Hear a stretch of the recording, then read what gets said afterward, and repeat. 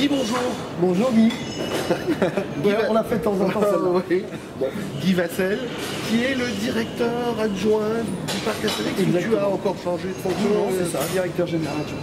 Directeur général adjoint. C'est quand même une fonction qui nécessite. Ça fait pas 30 ans que tu es là, mais ça fait déjà 5 ans. Ça fait déjà 5 ans. Et on s'est connus dans d'autres parcs. Donc on connaît bien les parcs d'attractions. On connaît bien les parcs d'attractions. Aujourd'hui, Astérix, le parc, 30 ans. Astérix, le personnage, 60. Et la nouvelle attraction, Menhir, Attention Menhir, à 3 heures. À peu près, on vient de l'inaugurer et ce qui est drôle, parce qu'on l'avait forcément testé avant, c'est que les gens l'adorent tout de suite. C'est-à-dire que dès la première journée, on sait que c'est une attraction qui va être dans le top 3 de nos attractions. Les gens qui l'ont testé aujourd'hui ont tous adoré et ça c'est un très bon signe. C'est vrai. C'est vrai, je me dis, je l'ai vu. Exactement. Et c'est vrai qu'on a conçu une attraction qui soit immersive. C'est beaucoup plus qu'un film. C'est un dessin animé de 10 minutes où il y a tout le meilleur d'Astérix. On l'a conçu avec des effets à la fois 3D, 4D, des effets de vent, des effets d'eau. 5D d'ailleurs. 5D puisqu'il y a tous les sens. Tous les sens, il y a l'odorat. Il y a l'odorat, on a rajouté des lasers. Donc vraiment on a l'impression d'être à l'intérieur des aventures d'Astérix. C'est né comment cette idée de faire cette attraction? Ça nous a pris 3 ans. Donc, il y a 3 ans, on souhaitait une attraction familiale. On souhaitait une attraction à l'intérieur, parce qu'on est ouvert de plus en plus longtemps, notamment ouvert en hiver et à Noël cette année.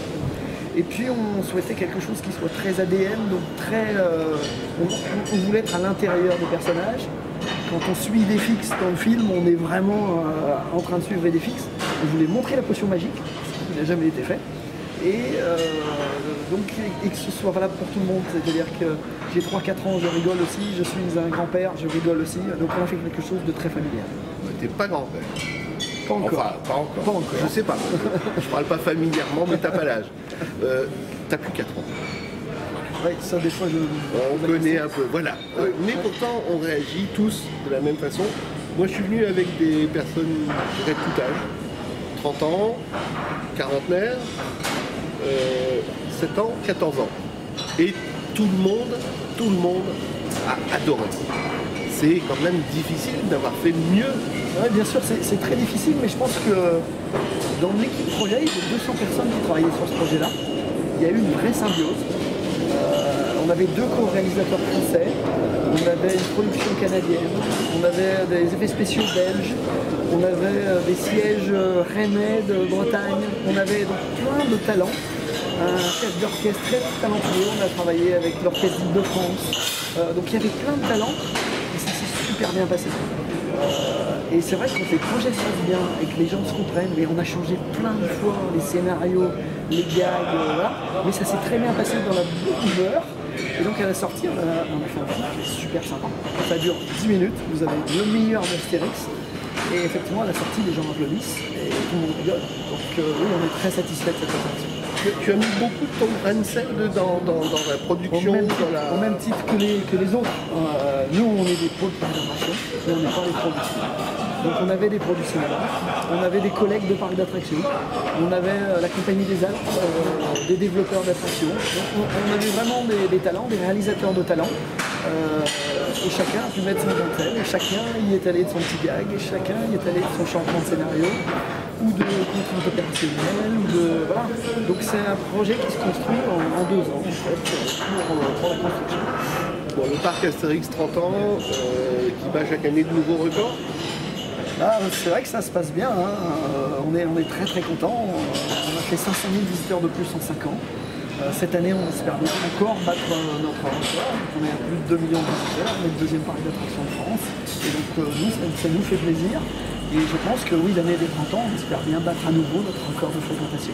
Est-ce qu'il y a quelque chose de nouveau qui s'annonce aussi Oui, alors après la nouvelle attraction, cet été, donc voilà. On a bien sûr un grand spectacle d'été, on a aussi l'aventure Astérix, on va rendre hommage aux auteurs qui sont milieu de la zone. C'est un parcours immersif.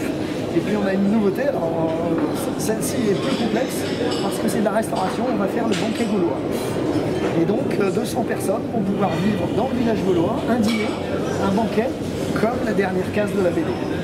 Monsieur Astorix, mademoiselle Falbala, je peux venir s'il vous plaît?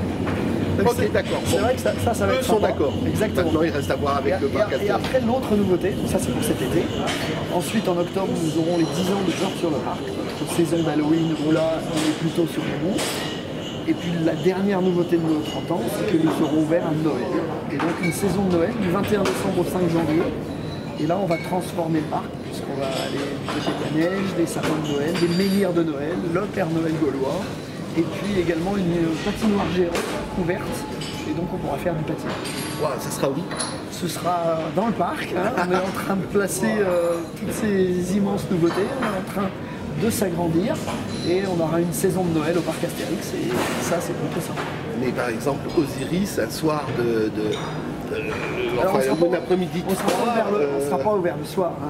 On sera ouvert pendant la journée, on ouvrira à 11h et on ira jusqu'à 18h. Et la différence, c'est que là, on sera en pull avec son bonnet et j'espère bien qu'on aura des jolis décors de neige peut-être. Bon, on va se donner des rendez-vous alors. Donc, pour le banquet, on ne sait pas quand ça sera, mais voilà. C'est cet été. Cet été. Et puis, l'année prochaine, les 31 ans, il y a quelque chose de prévu déjà.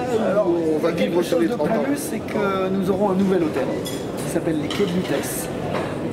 Donc à partir de printemps 2020. Et là, la promesse, elle est simple, c'est de vivre et de dormir en 50 avant Jésus-Christ. Donc on va recréer Lutèce en 50 avant JC avec la Seine. Et on va avoir un hôtel 4 étoiles de 150 chambres. Et là, on va se retrouver encore une fois dans la ville. Dis monsieur, il y aura des gladiateurs Ah non, on est à Lutèce. Il n'y a pas les jeux du cirque. C'était les Gaulois. Non, on est à Lutèce. Ah, on reste à Lutèce. On reste à Lutèce, il n'y aura pas de Romains. Bon. Alors ça va, s'il n'y a pas de Romain, c'est le principal. Merci Guy. Mais c'était un plaisir, Guy. Et à bientôt. Et à bientôt à vous tous au aussi. parc Astérix qui fête C'est 30 ans. c'est pas moi qui l'ai dit.